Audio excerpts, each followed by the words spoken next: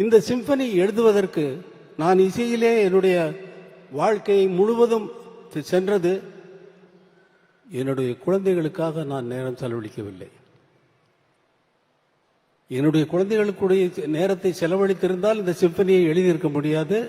இதே போல நீங்கள் விரும்பி கேட்கின்ற அத்தனை பாடல்களையும் நான் கம்போஸ் செய்திருக்க முடியாது. அதனால் இங்கே நான் நன்றி தெரிவிக்க வேண்டியது முதலாவதாக என்னுடைய குழந்தைகளுக்கு. என்னை பொறுத்து கொண்டு கார்த்திக் ராஜா, யுவன் எங்க யுவன் போயிட்டானா?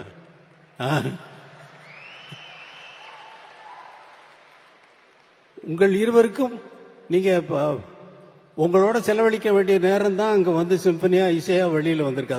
அதை நினைச்சு நீங்க சந்தோஷப்படலாம்.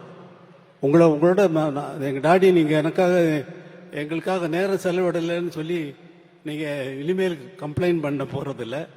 இது உங்களுக்கும் வயசாகிடுச்சு. உங்கள் குழந்தைகள் வந்து உங்களுக்கு சொல்ல போகுது.